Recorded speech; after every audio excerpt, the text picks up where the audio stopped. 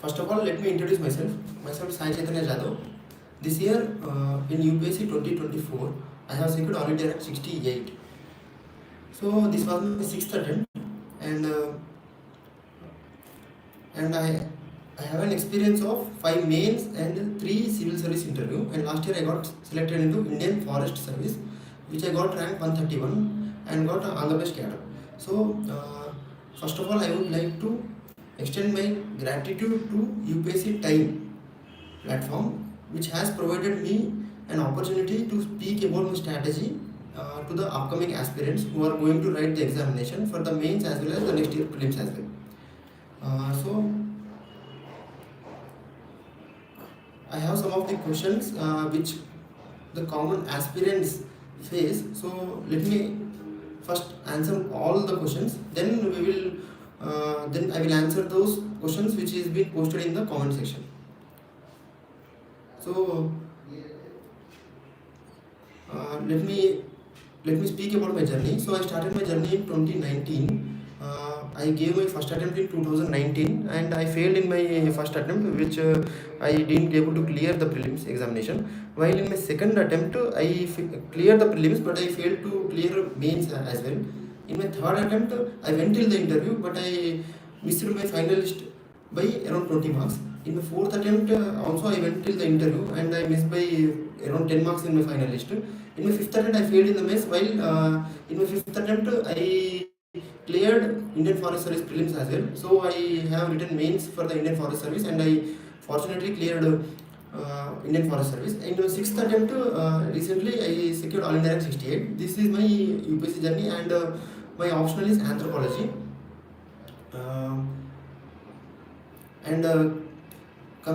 Coming to the question that who should I give my success credit to my success?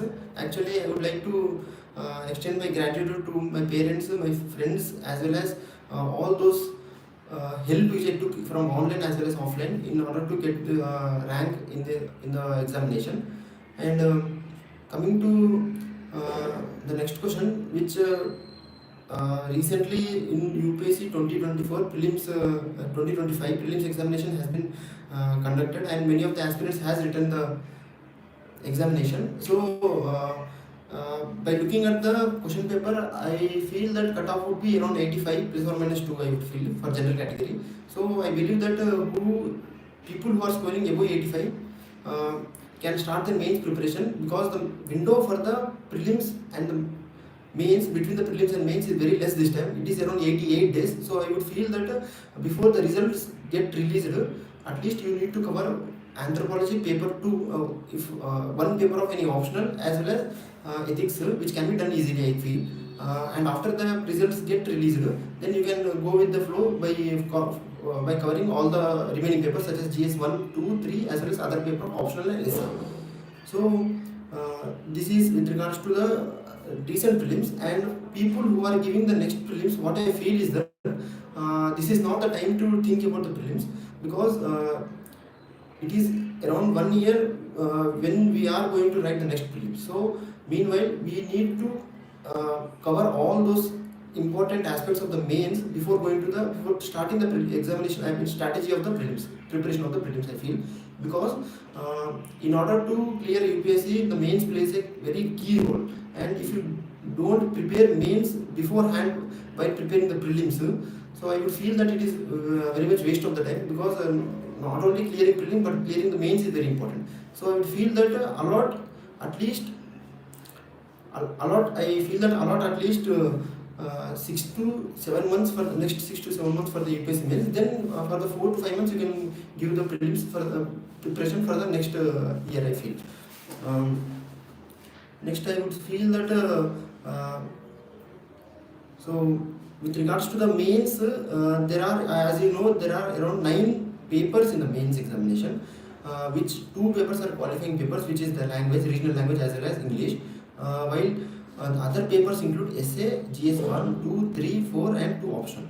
So I would feel that every paper has a different strategy and different approach and different mindset required to excel in that paper, I feel. So with regards to every paper, I feel that for example, if you take the example of GS 1, many of the subjects in GS1 is covered in prelims as well. So for example, Indian history, modern history, art and culture, geography, as well as other aspects of ancient and medieval India. These are all covered in the prelims examination. So the knowledge of prelims examination can be helpful in writing the answers in GS1. So this is the strategy of GS1, what I feel. For GS2, we required some different approach in the sense that there are around 3 to 4 subjects in GS2. First is polity, second is governance, third is social justice, and fourth is international relations. So in order to excel or in order to get a good score in GS2, we require a different approach in the sense that you need to write extensively the answer writing, and we need to code all those aspects of the Lakshmikant which we study during the prelims examination, such as articles, such as judgments, so on and so forth. With regards to GS3, I would feel that there are around 5 subjects in GS3. Each subject consists of 50 marks. Economy 50 marks, agri 50 marks, science and 50 marks, environment and disaster 50 marks, and internal security 50 marks. So for GS3, then I feel that in order to get a good score in GS3, I would feel that we should have a good notes before going to the examination. For example, there are some pointers in the syllabus, such as in agriculture, PDS, public distribution system, FPI, food processing industry, buffer stocks, MSP. These are the topics which is directly into the syllabus and can be directly asked into the direct final examination as well. So if you have some basic notes on every topic in the syllabus, then it can be revised easily and that can be replicated in the examination as well. For GS4, it is a completely different paper, because I feel that GS4 is a paper which tests your ethical aspects of an individual. So we can quote many of our personal examples in the GS4 which will be rewarding, I feel. Along with that, GS4 requires some ethical keywords, as well as there are around 120 marks of the GS4 consist of case studies, which they will provide us a real life situation where we need to solve the case and provide a better way forward. So the approach for the GS4 is quite different from the approach for the GS1, 2, 3 as well. For optional paper 1 and paper 2, my optional is anthropology. So I secured 283 this time in anthropology, 145 in paper 1 and 138 in paper 2. So I feel that anthropology is a subject which is quite famous among the aspirants.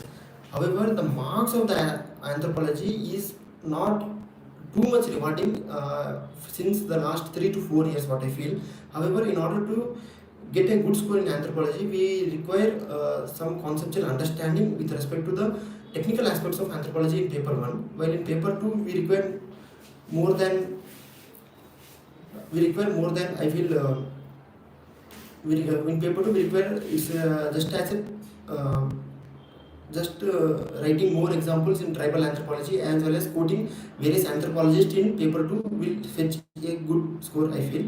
And with regards to optional, we will talk later. So let me answer the questions first. Then with regards to the freshers aspirants, they will be confused with regards to what optional subjects should be chosen. So I feel that during my first year of preparation, I choose the anthropology because many of the toppers has been choosing the anthropology as an optional.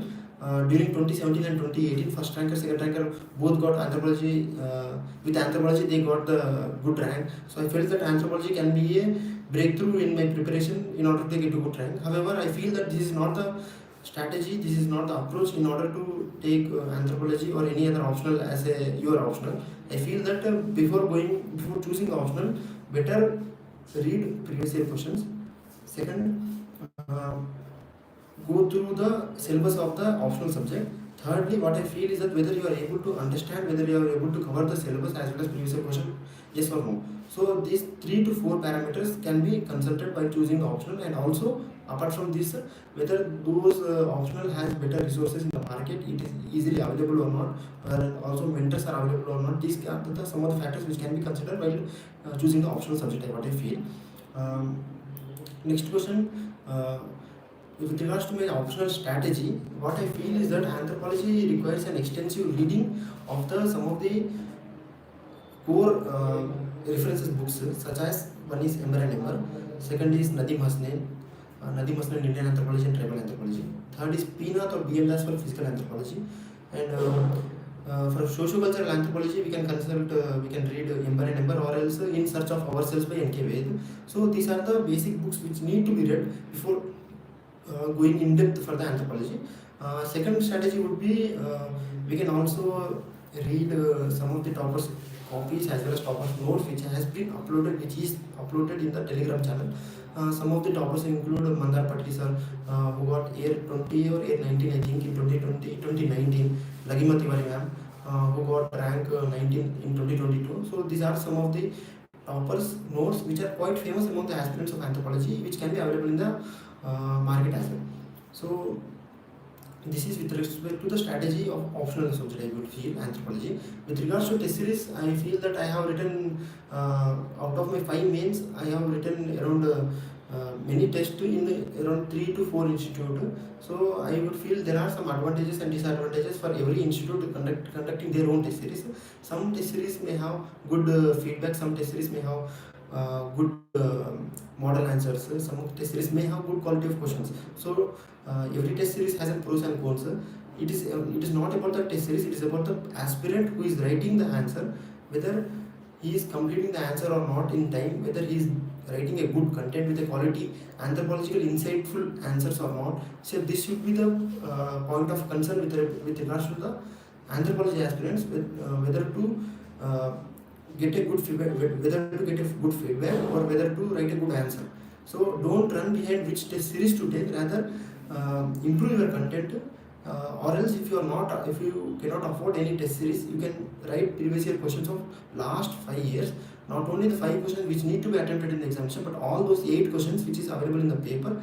Try writing last 5 years previous year question, which would be helpful for you while going into the examination, because many of the questions in the previous year question would be repeating in the final examination, especially in the anthropology, is what I feel. With regards to the sources,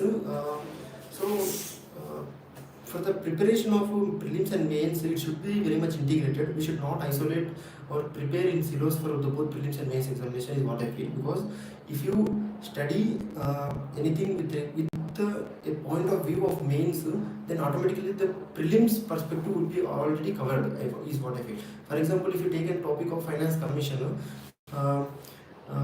with regards to prelims, we would be reading article 280 comes under finance commission, and what are the qualification or what are the issues affecting the finance commission, whether it is an advisory body or not. So these are some of the arguments which we would be quite reading in the Lakshmikant book. So that kind of arguments which it can be used in the mains examination as well. For example, last year or before last year, they have asked terms of references of 15th Finance Commission or 14th Finance Commission. So this is quite a prelims knowledge, but with regards to Finance Commission introduction or body, we can use those prelims knowledge in the mains examination. So every time, don't isolate your preparation with regards to prelims as well as mains. Just prepare both parallelly, both integratedly, and both intersectionally, is what I say. With regards to resources for prelims, for polity, Lakshmikant is enough. For modern history, spectrum is what I feel is good, quite good, because at the last minute of preparation in mains or else prelims, you can directly refer to the summary of the each chapter of the modern history. Then with regards to the art and culture, Nitin Singhania can be read if you have time. Try to read Nitin Singhania. Important themes, identify the themes for the art and culture, such as coins. Coins is one thing, temple architecture is one thing, paintings is another thing, Indus Valley civilization is another thing. So these are some of the things, these are some of the themes which need to be identified in the art and culture, and prepare accordingly by reading the Nitin Singhania book. And for that book, Nitin Singhania, I feel not every page to page or everything has to be read, because not everything is important in every book. For example, in Lakshmikant also, we should not read every page to page, because some of the topics at the end of the book are not quite important, what I feel. So for art and culture, Nitin Singhania is good. For economy, what I read was Sri Ram Iyer's book, and I used to solve Vivek Singh 440 or 450 questions which sir used to publish in the book 450, economy 450. And with regards to SNT, I directly read PT 365 as well as Mains 365 because only current affairs questions from the current affairs will be asked in science and tech, and rarely questions from static will be asked in science and tech. Um, and rest environment, because environment I used to read TMF IAS. It is a very good book. It would be around 350 to 400 pages. I think it would cover comprehensively every aspect of the environment, be it ecology or directly environment, and it can be helpful for the mains as well. With regards to optional sources which I said earlier, Imber and Ember, In Search of Ourselves, P. Nath, B.M. Das, Nadim Hasnain. For archaeology, you can refer D.K. Bhattacharya. So these are the some standard resources for the anthropology optional. With regards to mains answer कैसे frame करें. So I used to frame my answer. So basically mains answer consists of three things, what I feel. One is structure, second is content, and third is presentation. So structure in the sense it should be in a such a way that answer should have all the three aspects. One is introduction, second is body, and third is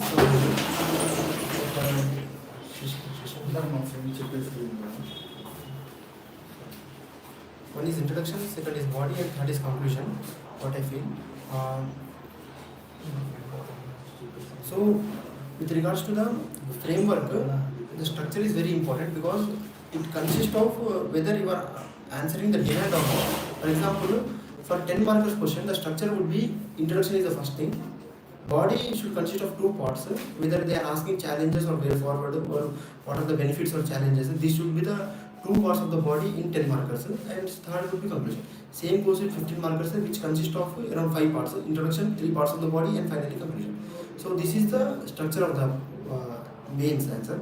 And with regards to content, what I feel is the second priority which should be given to the mains answer writing. So if you have more content and if you can concise those content in the limited 150 words or 2 pages or 250 words or 3 pages, it is very much useful in getting a good score, what I feel.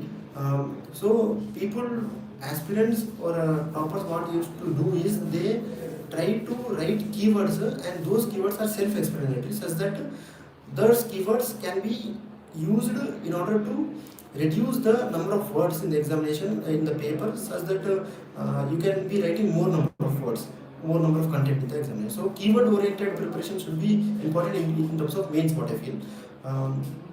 With regards to the presentation, so some of the subjects such as geography requires map, and subjects such as agriculture also requires map, what I feel. Even subjects such as anthropology, for presentation we can draw the map of we can draw the diagram of the skulls. So these are the things which quite matter in the presentation part of the answer, because when you present your answer very well, that impresses the evaluator in giving a good score and to stand out from the other aspects. So this is the framework of my mains answer. So I would be prioritizing first is structure, second is content, third is presentation. With regards to answer writing, so I started my answer writing in second mains actually. During my first mains, I was only focusing on clearing prelims in 2020. So that was my second attempt actually. So after my 2020 prelims got cleared, I was feared to write the answer. I was afraid to write the answer because before that I never practiced any answer. So I just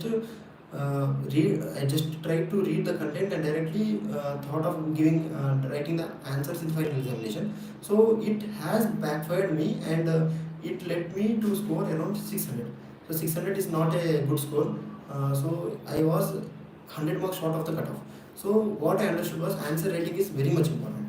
So for the next mains, which was my third attempt, it's probably second mains, what I did was, rather than directly writing the test series, 20 pages of the test series, 20 questions of the test series, I should be practicing first at a very minimal stage. So I started my writing answers for 5 questions per day. There is various programs by various institutes such as NCERTs of India or IS Baba. They usually conduct daily answer writing program. So what I used to do is I used to write answers from those questions, and I used to paste in the website as well. So it led me to know where my understanding aspect is, and it also let me know my where is my preparation, how much well prepared I am with respect to that concept, with respect to that question. And I used to compare my answers with the other answers posted by other aspirants, so that in order to improve, or in order to compare the content. So this was the thing which I started my answer writing by writing 5 questions per day. And slowly what I did was, uh, when I get accustomed with my 5 questions per day, then I started writing test series for the whole 20 questions. But the main thing is the speed is the issue. Some of the people doesn't complete all the 20 questions. For them, what I feel is that fix every question a specific time. What I used to do is I used to write 10 markers for the 7 minutes, and for 15 markers I used to allot around 10 to 11 minutes. So I will be completing around 175 minutes or 180 minutes within the time for all the 20 questions. And this aspect of the answer writing I will be following in the both GS 1, 2, 3, 4 as well as in optional as well. For optional, for 10 markers I used to allot 7 minutes, for 15 markers I used to allot 10 minutes, and for 20 markers I used to allot 15 minutes. But in case study, each question consists of 20 marks, so I will be allotting 15 minutes for the case study. So next question would be how to write a multi-dimensional answer. So with regards to multi-dimensional answer, what I feel is that when you start writing answer, automatically some of the questions which you get through, you would be having some knowledge before writing any answer. So that aspect of knowledge can be helpful in writing a normal answer, but in order to stand out your answer with other answers, what I feel is that multi-dimensional aspect is very much important. So for those multi-dimensional aspect, try linking that question with every aspect of the syllabus. For example, for GS1, if any question from GS3 is been asked, agriculture is been asked, then you can connect that agriculture of the question with art and culture aspect. For example, many of the harvesting festival is been celebrated, as we know, before the harvesting season. So that aspect of agriculture and this aspect of art and culture can be linked. For example, if any art and culture question can be asked, then you can link it with the agriculture question. So this is the type of thought process we should develop in order to get the multi-dimensional aspect. For example, as I said, if an agriculture question has been asked, then you link with the geography, which is asked in the paper 1, GS1. Then you can link it with the society, which is asked in the GS2. And you can also link it with the modern history also. There are some historical aspects of agriculture, such as Green Revolution or else Bengal famine. All these things can be linked here. So every question you need to map link that question with the syllabus points, syllabus subjects, so that you will get a multi-dimensional answer. But it requires practice, it requires an extensive reading of the all subjects. And when you complete your whole syllabus, I mean when you have some sufficient notes for the mains, then you can automatically interlink all the subjects. Then you can be getting a good multi-dimensional answer, is what I feel. Answer for writing point-wise or a flow chart or diagram. So what I feel is that there are two aspects of question. One is core and other is periphery.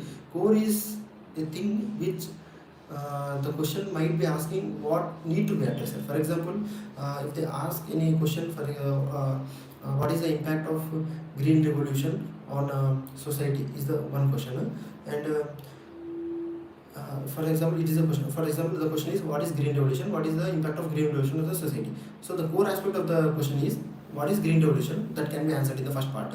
Second is what are the impacts of green revolution on the society? So this is the second part. So this consists of core aspect, and then the periphery aspect would be giving way forward, which is not directly asked in the question. So that aspect I feel doesn't carry a heavy marks on that, but the core aspect should be addressed first. So in order to write a good content in the core aspect, you can address the core aspect by writing in point wise. Remaining which is not been asked, you can write those points in flowchart or any other thing, because writing a demand of the question is very much important, and that important aspect should be dealt with point wise, is what I feel. And if you don't have time during the last few minutes of the examination and you have left one or two questions, then you can write whole answer by drawing flowchart or diagram. it should be drawn in such a way that it should be clearly understandable to the evaluator. It should not be understandable to you, but it should be understandable to the evaluator, because evaluator is who is giving the marks, no? So for the perspective of the thing, from the perspective of the evaluator, in order to make him ease in correction and in order to make him give a good score for us.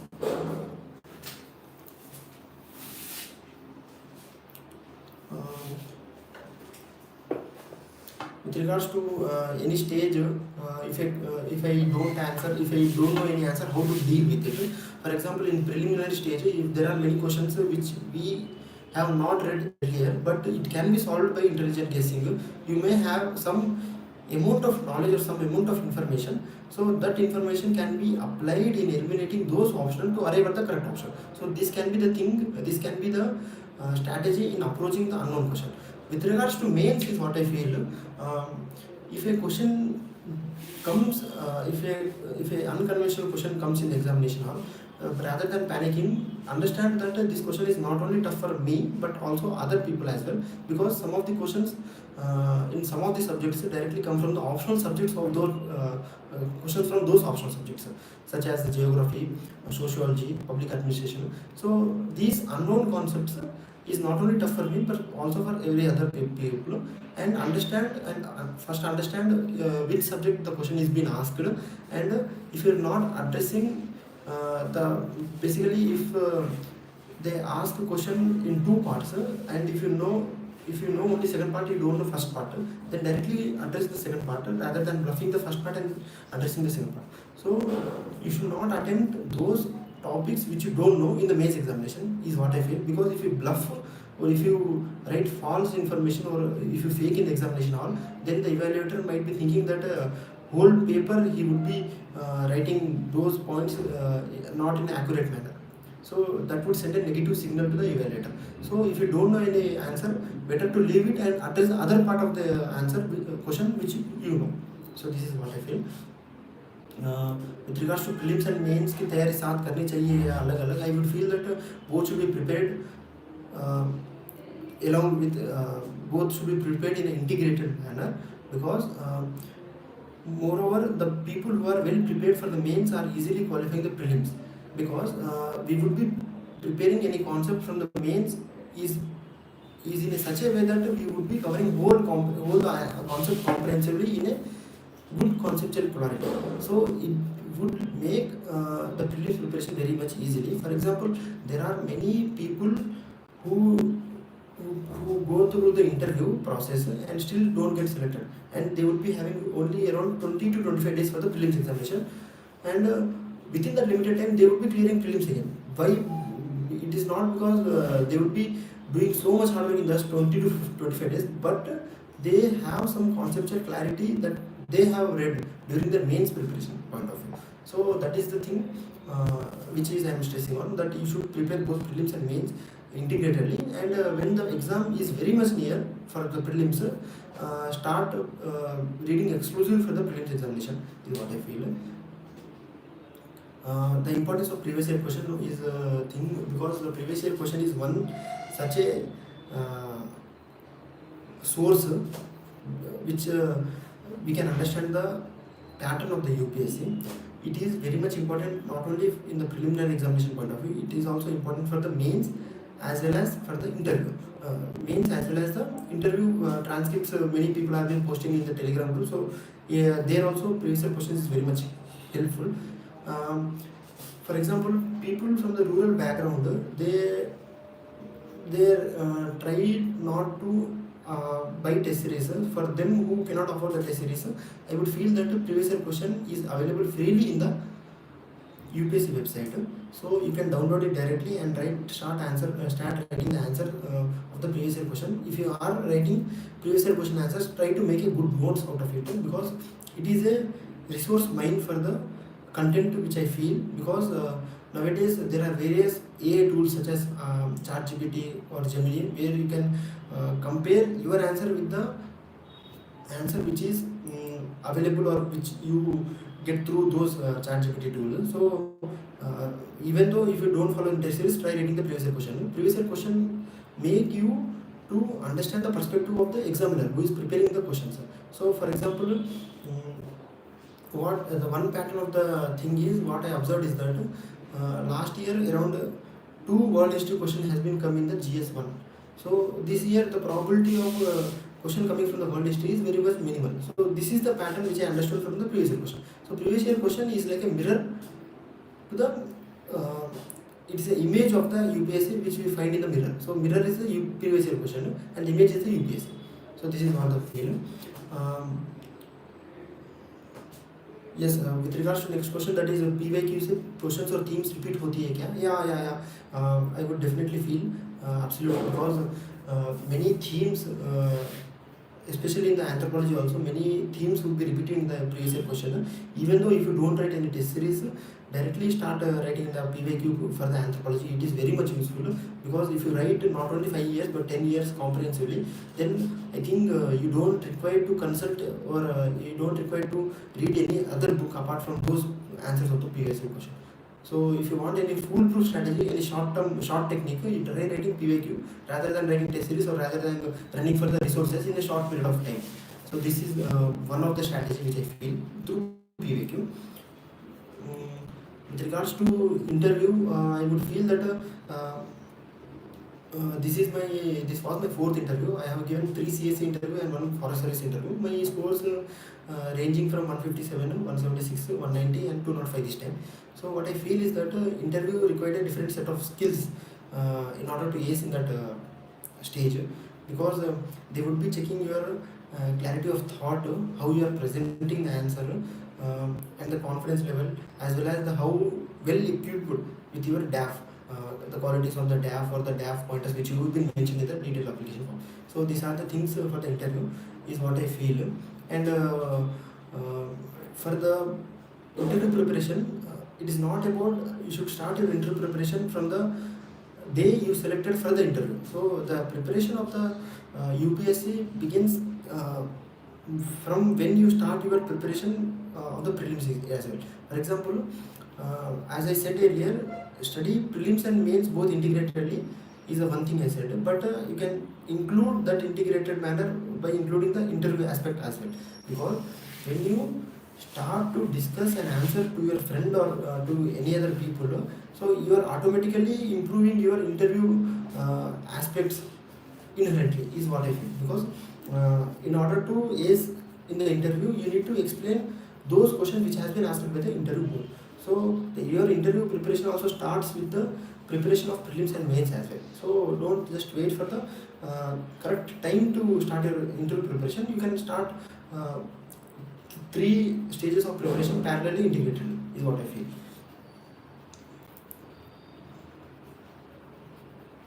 With regards to sources or book list, many aspirants used to ask me that every topper used to follow the same sources or same websites or same book list.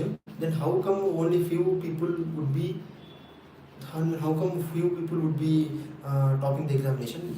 Yes, you are absolutely true, because if you look at the sources, many of the topics will be following the Lakshmikant spectrum, PMFIS. These are the quite common resources followed for the prelims as well as mains examination. But it depends on whether you are understanding the concept or not, whether you are completing the book or not, and whether you are focusing correctly by reading those aspects which relevant to the previous year question or not. So these are some of the frameworks which the toppers used to follow is what I feel.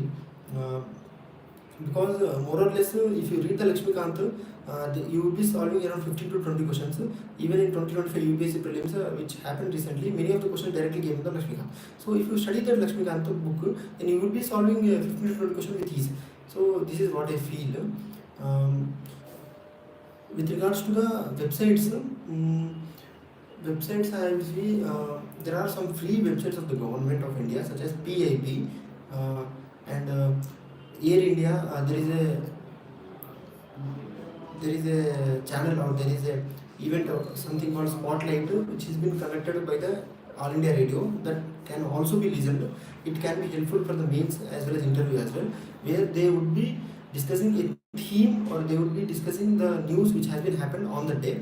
So that thing can be covered, and some of the government channels such as Rajya Sabha TV, now they are Sunset TV. There used to be a program, run a program called Perspective, so that can be also be followed in order to prepare for the examination as well.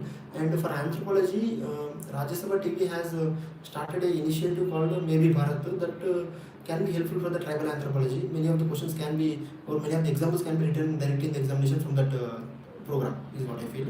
And apart from that, websites, government websites, there are some institute websites which can follow.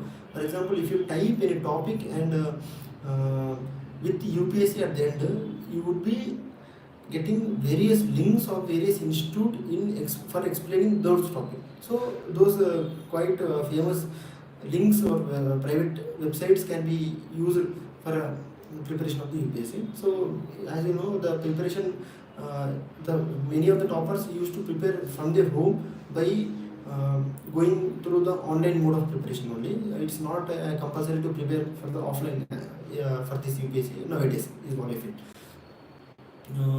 With regards to toppers copies for anthropology, I think it is quite helpful because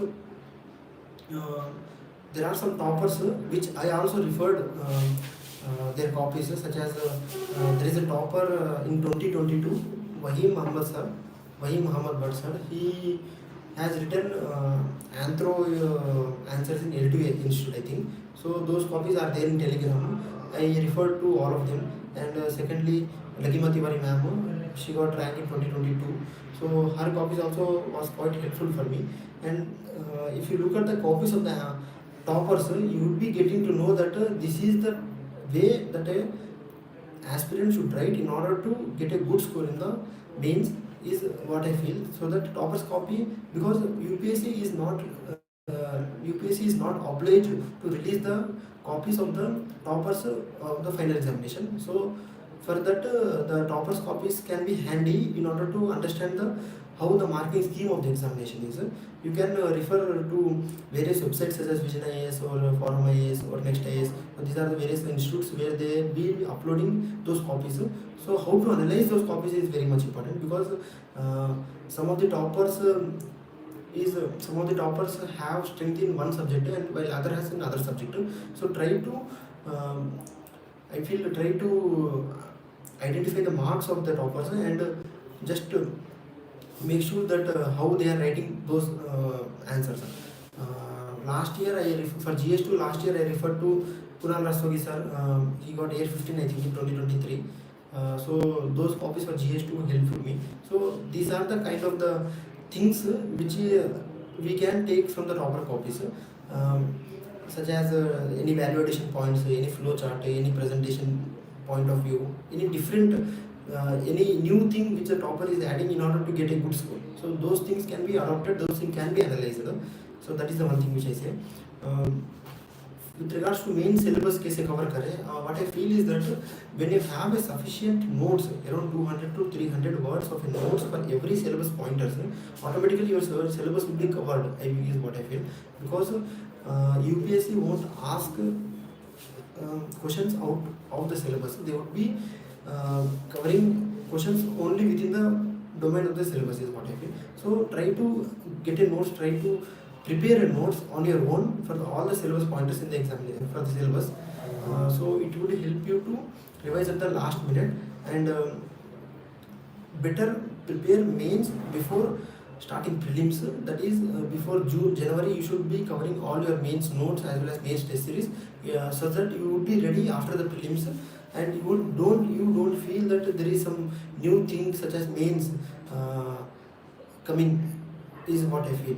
Because you should be familiar with respect to the mains. You should be familiar with respect to the mains process before starting the prelims. So when you clear the prelims, you will be easy in starting the preparation of the mains. And notes कैसे बनाए चाहिए? So with regards to the notes, what I feel, if any topic is there, try to type the topic in the internet and write UPSC at the end. So you would be getting various contents from the various websites. So try to copy paste those aspects in your notes. It would be helpful in revising at the last. try to make notes in such a way that it should cover introduction, body as well as conclusion. Body should have body should be having benefits, challenges as well as way forward. So make a notes by in a such a way that you would be writing answer directly from that notes. So there is a question that if I get a chance to write UPSC again, so what should I not do? So basically, if I get a chance of preparing UPSC once again, then I would definitely not write over answer writing, because I have sufficient experience of writing mains 5 times. With the 6th time I have written forest mains also, so I have a total experience of 6 mains. So what I feel is that I won't be writing any test series as of now. I just try to write brainstorm the answers, brainstorm the topics, so that it should be helpful in remembering those unknown questions directly into the examination, is what I feel.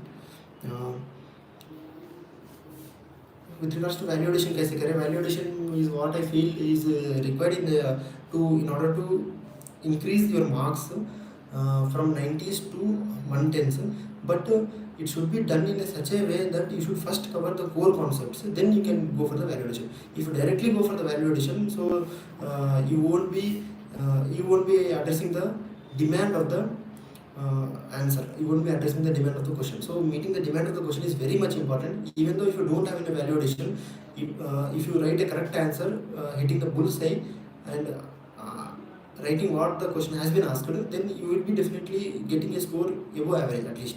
So this is the one thing. So don't crave for the validation, rather prepare and have a conceptual clarity on every topic. Validation is the thing which is needs to be done after some amount of preparation or during the last stages of mains preparation, is what I feel. If you have exam on August 22, start doing value addition such as data, diagrams before the 1 month of the examination, is what I feel. So doing value addition from now is waste of time, is what I feel. With regards to NCERT's importance in the UPSC, yeah, NCERTs is very much important, because if you read the NCERT, it is written in such a way, in such a simple manner, which can be understood by the normal people also. So your answer should be also replicating the style of English which has been present in the NCERT. So NCERT reading would be quite helpful not only for the prelims but for the mains, in order to present your answers in such a easy manner. So this is what I feel. And some of the concepts such as geography, modern history, this syllabus, some of the concepts can be directly asked from the NCERTs as well, in prelims as well as in mains also. So writing NCERTs is very much important, and it is irreplaceable source, is what I feel. NCERT is new but old. So earlier people used to read old NCERTs, but nowadays questions in prelims has been asked from the new NCERTs as well. NCERTs such as 11th class, 12th class history, which is themes of history. There is 3 parts of themes of Indian history. So those NCERTs, the questions has been coming from that aspect also. 6th, 7th, 8th also history, new NCERTs, the questions has been asked from that NCERTs as well. Old NCERTs can also be referred, but I would feel that cover how as much as possible if you have time with regards to NCERTs, because these are the direct source of the government, right?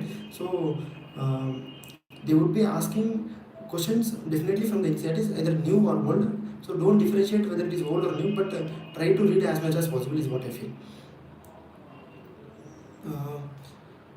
Current affairs, with regards to current affairs, which is quite an important aspect which people used to miss actually, because current affairs is such a thing which gets added in every subsequent attempts, in subsequent days or subsequent years of preparation, and people don't used to understand how much current affairs should be prepared. So what I feel is that 70-30 should be the rule. 70% of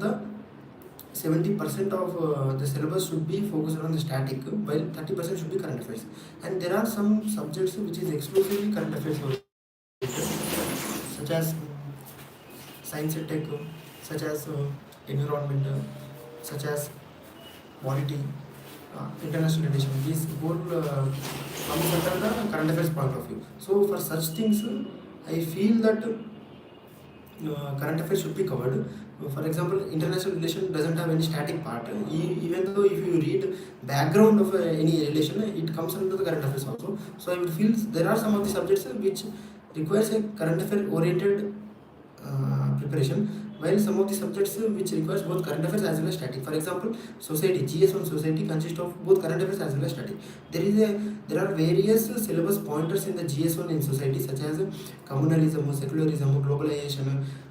Just prepare a notes on every topic that comes under the static point of view. And there are some new trends in every aspect of the syllabus pointers of GS1 or GS2, anything. So that comes under the current affairs point of view. So in order to read current affairs, I would suggest you to read the newspaper, either Indian Express or Hindu. I would preferably suggest you to read Indian Express, mainly the explained part, because those are the topics which can be easily asked directly into the examination, and you would be covering all those missed news, important news from the UPSC perspective. So that can be covered in explained as well. So this is what I feel. I used to follow Indian Express newspaper. Sometimes I used to read Hindu during the interview preparation, because two newspaper is necessary, because you need to cover many news from your background as well as from your region and as well as from your graduation. If in case if you have any such graduation subject, so reading two newspaper during the interview stage is quite important. Newspaper kaise padhe? So this is quite an important question asked by the freshers actually, because if you look at the newspaper, people used to don't understand which topics or which news is important for the UPSC examination point of view. For them, what I feel is that there are various YouTube channels run by the various coaching institute. They try to explain the newspaper in YouTube. If you are new to the newspaper, then you can directly listen to their YouTube explanation newspaper channels for at least 1 to 2 months. Then you will be getting habituated how to read the newspaper. So this is the one thing. Then you get to understand, then you get to aware about what are the important aspects of the newspaper to be read for the examination point of view. With regards to editorial also same, I would say either follow any YouTube channels which explains the newspaper, or else there are some Telegram channels run by the institute such as Vajiram Ravi, Sri Ram. They would be giving daily these news are important for the examination, so try to read this. Some link kind of thing would be given, so these things can be followed either through Telegram channel or YouTube, and then you will be getting to know which news is important after some amount of time. And I would suggest that try completing the newspaper reading within 1 or 1.5 hours is more than sufficient. And don't I used to not make the notes from the newspaper, because daily it would be accumulating in such a way that it would become a other big subject for me. So I just try to read the newspaper, understand what is happening in the exam, in the surroundings, current undergoings, and if in case if there is any very important perspective on any topic in editorial, I would be cutting that editorial aspect and pasting in my notes. So this is the thing which I used to do. Test series कब से join करें? So with regards to test series, what I feel it is not important to join the test series from the day one as well. And with regards to mains, which I am telling, test series is not a parameter to judge whether I am preparing correct or not, because test series, the questions of test series are quite often not repeated in the final examination. What I feel is that if you are not accustomed, or if you don't have a habit of writing test series, try writing at least 5 to 7 questions per day. It would definitely help you to get through the inertia of answer writing. So after getting habituated to the answer writing aspect, then try to write previous year question either from last 10 years or last 5 years. This can be helpful. If you really want to join a test series, then you can join the test series if you are giving an attempt for 2026 attempt, 2026 prelims. Try joining test series from now onwards. If you have a habit of writing at least some answers per day beforehand. Test series should not be joined if you don't have any preparation kind of thing, because you would be paying a huge lump sum amount and you would be wasting by not writing the test in the institute, is what I feel. If you don't have to write test series, try writing previous year question and try evaluating your own by looking at the model answers in ChatGPT or in any AI tool. With regards to the other question, how much hours I used to allot for the day. So what I feel is that it doesn't depend on the time. It depends on how much quality you have studied, whether you are completing the daily schedule or not. These are some of the things, trivial things which is there. And with regards to timetable, what I feel is that me and my friend, we used to prepare a timetable for the 7 days, and we try to complete those aspects of the syllabus or those some concepts for the next 7 days as soon as possible. So my timetable would consist of, if I have to write this year mains, my timetable would consist of giving priority to optional subject, either one optional subject paper and GS4 till the prelims result get released. Next, then I will start my preparation of optional paper, one remained optional paper and other GS subjects. One is GS1, GS2, GS3, and I will be writing test series, 2 test series per week is what I did in the last year. One is during the weekends and one is during the weekdays, and I used to write at least one essay per week. So this would be my timetable for the mains, is what I feel. And with regards to value addition, I would say last minute, if I have an examination, if an examination is 10 to 20 days far away, then I would be working on validation at that point of time, not from the initial point. My initial timetable would be, I would be writing an answer, at least some of the answers, 5 to 7 answers per day, or either joining test series for this year examination. People used to think about the plan B, which is quite important, because I thought of plan B after failing the mains in the 2023 examination. 2023 I failed in the mains. However, during that point of time, I also wrote forest service mains. Fortunately, I cleared forest service, which acted as me as a plan B.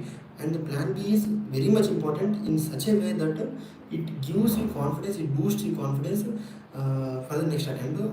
And my rank is an evidence of that. The plan B is very much important. It gives you, it doesn't gives you an anxiety, and it reduces your stress level, is what I feel. And you would be having something in the hand that you would be attempting the next attempt very free-handedly. So plan B is important. If you are not clearing examination for a stretch of 2 to 3 years or 2 to 3 attempts, then you can think of the plan B. And plan B includes CAPF examination, plan B includes Indian Forest Service examination, plan B also includes state PCS examination. And if at all, if you don't want anything from the UPSC perspective, then plan B would also include SSC examination, SSC CGL or something like that. So these are the importance of plan B.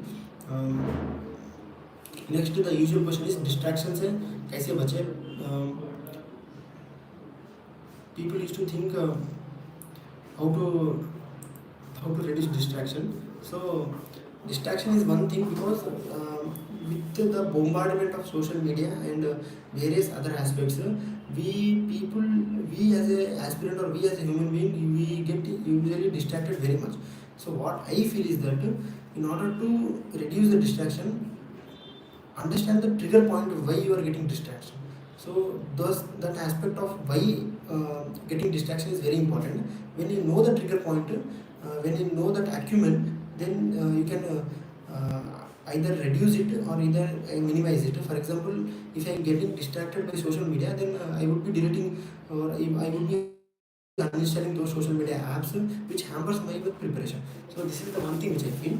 Understand why you are getting distracted. Second thing is environment is also very much important. If you have a friend circle, or if you are preparing at home and your parents are quite supportive, and if your siblings are quite supportive, and if you have friends, then try to make friends in such a way that you should be discussing only with regards to preparation only.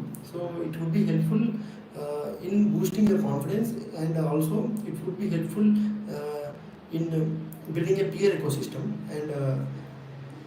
and you can also try to analyze those important aspects of the UPSC preparation by discussing with the friends, is one thing. So environment is also second important thing. And thirdly, what I feel is that when you get demotivated, try talking with those people who brings a positive change in you, who brings a positive smile in you. There are some important people during our lifetime, which we feel we are much grateful to. If you are demotivated, if you feel somewhat low, try talking to them. They would be giving you some sense of satisfaction, some sense of positive aspects. Those things can be reduced. Those things can be helpful in reducing the distraction. So these are the questions posted by me, to me by the channel. So let me answer the comments. What is being posted here? What is the advice for future aspirants and for beginner aspirants? So for the future and beginner aspirants, my advice is to don't run behind the resources, is what I feel, because stick to one resource and try revising it more is one thing which I say. And don't get into unnecessary discussion while preparing for the UPSC, because you should be because around 95% of the UPSC aspirants don't write this examination very seriously, is what I feel. So you should be among those 5% of aspirants who prepare this examination very seriously within the limits of the syllabus. So this is the advice which I would like to give for the future aspirants. With regards to pen, I used to follow V5 only. Here one of the comment says that they used to follow V5, but last year I used to follow V5. You can also try Pentel. Pentel is also one pen I wrote during the forest race examination. So that can be also written, and it doesn't depend on which pen you are writing. It depends on the content what you are writing.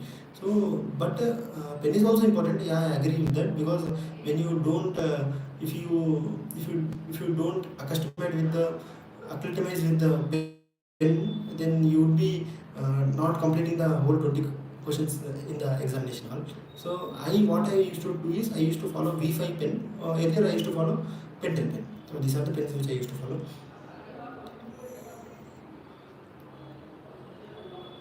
So there is a question, how to improve my GS score 400 plus in mains.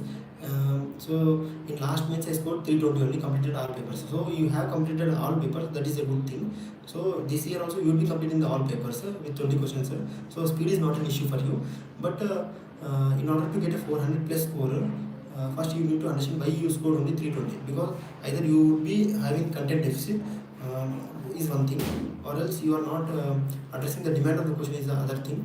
And third thing would be either your presentation is not so good, so work on those answer writing point of view, because during my first mains, which I didn't even write a one answer also, I scored 340 in the GS. So 320 can be improved to 420 as well if you understand the question, if you write the correct demand of the question, and if you address the what has been asked in every part of the question. So for that you should be having some aspects of notes, so that you can be revise it very easily. My prelim strategy, I have discussed my prelim strategy in the video itself. So my prelims CSAT strategy with regards to CSAT is what I feel is that nowadays CSAT is becoming very much difficult. Recently also in 2025 examination, CSAT has become very difficult.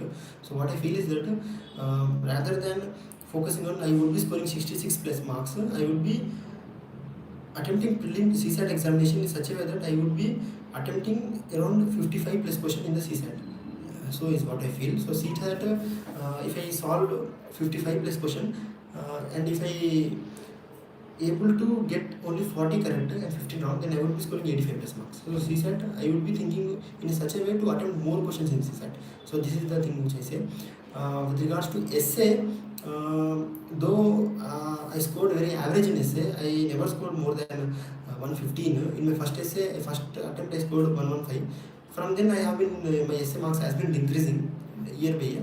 But what I feel is that my small suggestion would be, what I feel is that if you write more answers or more test series or more PYQs in GS, it will definitely help you. It will definitely help in optional also. But writing more, practicing more essay beforehand in during the preparation stage would make your essays refine. So, and UPSC doesn't want a refined essay. UPSC doesn't want a well practiced essay. UPSC wants an essay from an aspirant who would be presenting the essay in their original format. They should be having the original thought. The naivety should has been presented in the essay. So don't try to hamper your style of essay is what I feel. Don't think more about essay, rather just read what the topper's copy has been written, who are scoring the good marks in the essay. Those topper copies essay can be followed, and try to understand how they are covering each aspect of the essays. With regards to GS main strategy, I tried to make notes from every topic. Then I used to revise it. Then I used to write the test series, and through my test series, I used to learn in reverse engineering format. So that is the one thing with regards to main strategy. And try to write answers as much as possible, because writing the answer is very much important, is what I feel.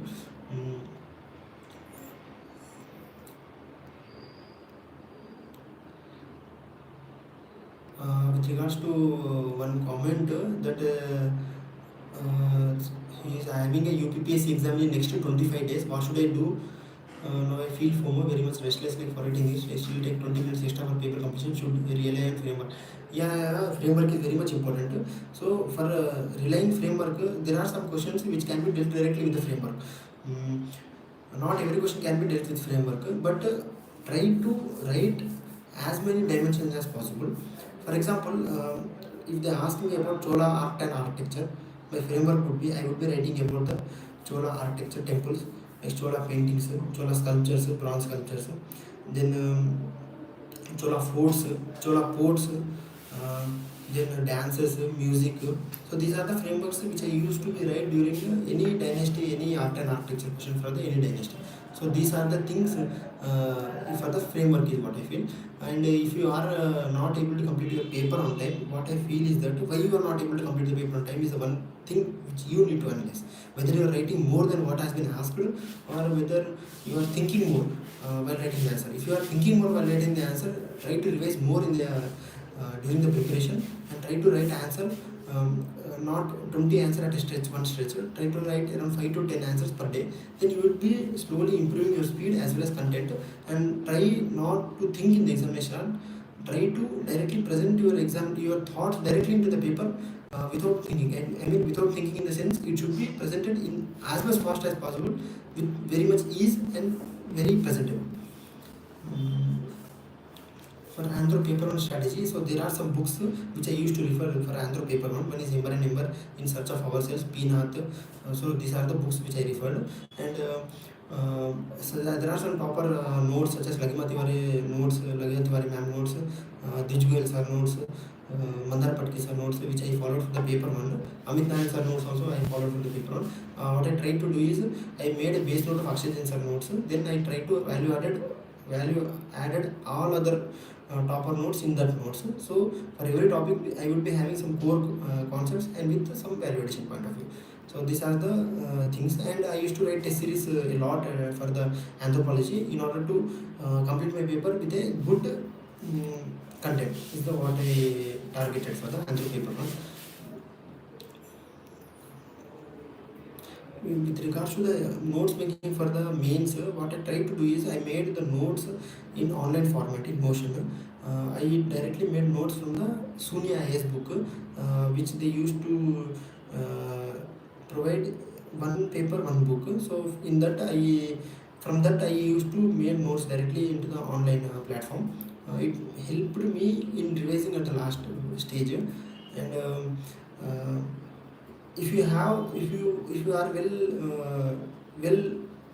if you are comfortable with any topper's notes, try to take printout of the notes and start reading it.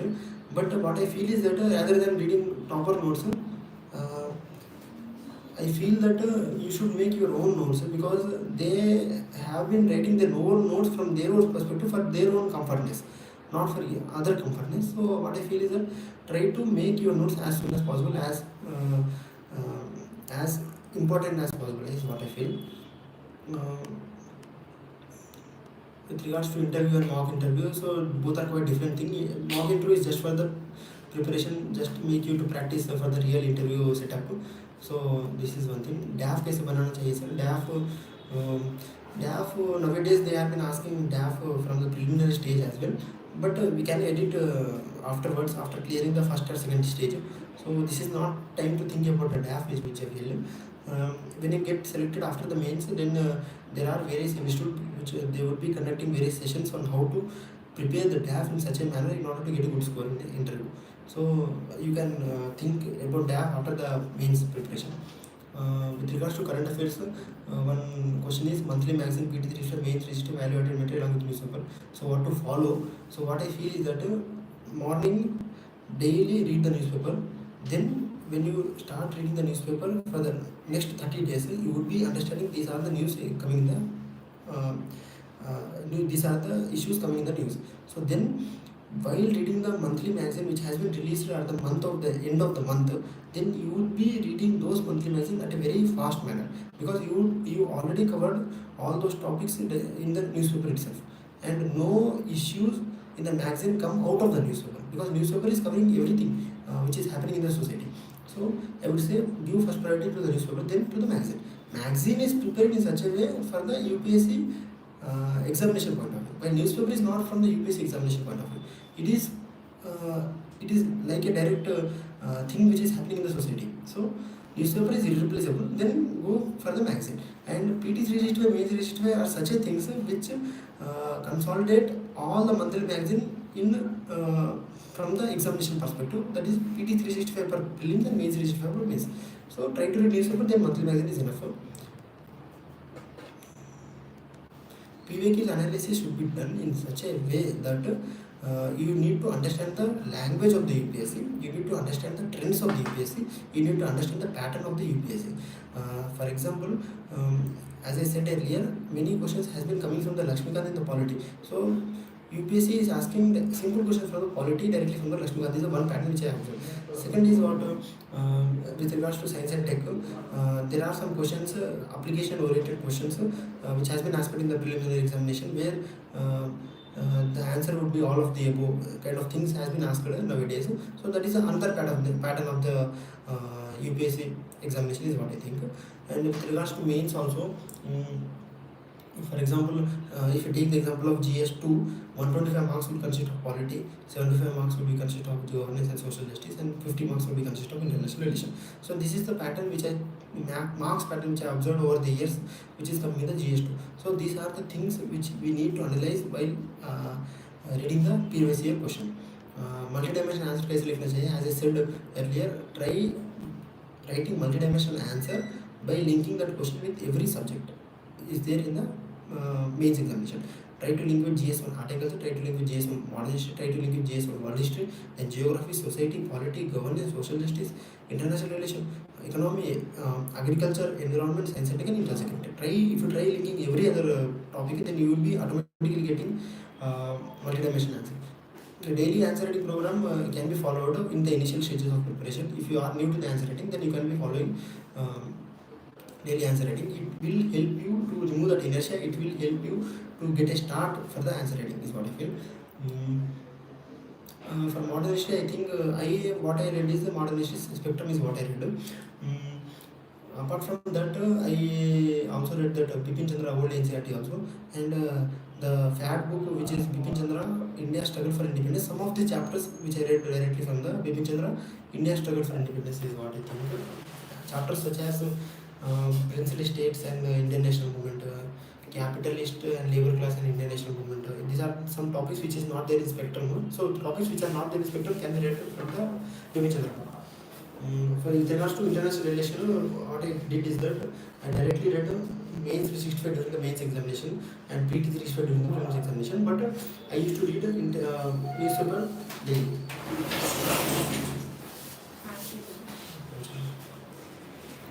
Ten minutes.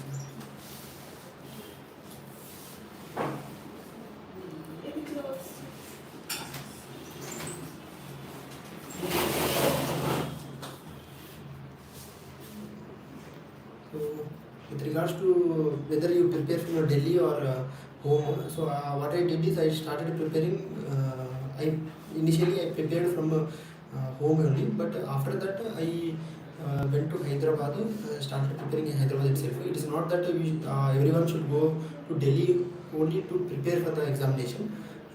Even many of the rankers who are getting the rank are preparing in the home itself. It's about the individual, whether how focused he is with regards to preparation, how concentrated he is, how much will he is giving to the examination. So that is important. If you have energy or if you have any if you want to invest your time in the in going to Delhi, I would feel you can go to Delhi.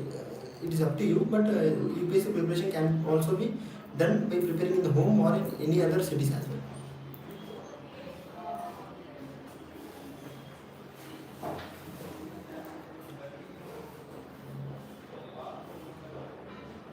So with regards to UPSC CDS or UPSC IFOS, the question is writing UPSC CDS or IFOS will count as an attempt and could they impact UPSC CS limit? Oh, I don't feel so, because if you write CSE mains, if you apply for the CSE mains, then you would be the attempt for the CSE mains will be counted. CSE examination will be counted. If you attempt only for the Indian Forest Service, only Indian Forest Service examination will be counted. And I think most of the doubts has been cleared. So what I feel is that there is one question is that sir, I am weak in English speaking, what to do in English speaking skill. If you are weak in English here, though if you are writing, for example, if you are writing examination in English, obviously you will be reading English books only, for example Lakshmikant or Spectrum or any other reference books, and also newspaper, English newspaper also you would be reading. So what I feel is that start explaining those aspects to other people so that you can increase those speaking skills. So this should be inculcated since the initial stages of preparation is what I feel. And also if you are weak in English, I would suggest you to read some of the novels which can be quite helpful, non-fiction novels which can be helpful for the essay also. So for that you can improve your English, or else try to follow any free YouTube newspaper explanation videos. They would be explaining the newspaper in English. So that is the one thing. And there is also a question that what should be prepared for the society. So I prepared society from Smriti Shah ma'am book. Vision IAS, she would be teaching in the Vision IAS, so I followed that book. And apart from that, I made notes from the Shunya IAS, that syllabus pointers, communalism, secularism, population and its issue, so on and so forth. And these are the things which I did for the society. And apart from that, I used to write forumized answers, model answers. I used to refer forumized model answers also. They would be giving very good keywords for various questions. And with regards to ethics, what I used to do is I read a lexicon the initial stages of preparation. I made notes from that. And if I have notes for the part 1 of the examination, part 1 of the paper, then case studies can be dealt by reading the topper's answers. There is a topper called Saichaitanya Jadhav. She scored 160 during 2019. So that can be done. You can refer her copy for the case studies. For part 1, try to write as much answer as possible. Try to make notes first of all, and then start writing answers in any test series or PYQs. So that can be done for the ethics. And with regards to IR, what I used to do is I used to follow the newspaper. I used to read the editorials of the newspaper from the IR perspective, mainly in Indian Express. There is an expert called Rajamohan. Sir used to write articles on the various aspects of international relations. I used to read the articles. And apart from that, I also try to read the monthly magazine. And at the end, I used to read Mains 365. So these are the things which I used to done for the international relation. And more or less, international relation would consist of only 4 questions, 50 marks. So 50 marks is important. Only 50 marks is important for the international relation. Try to understand the marks scheme of the every subject and read based on the importance of the marks in the examination. So this is the thing which I say. And finally, I would like to extend my gratitude to the UPSCTIME in providing my opportunity to explain my strategy to the aspirants. And I would feel thank you, and thank you for the aspirants who has been patiently listening to my strategy. Thank you.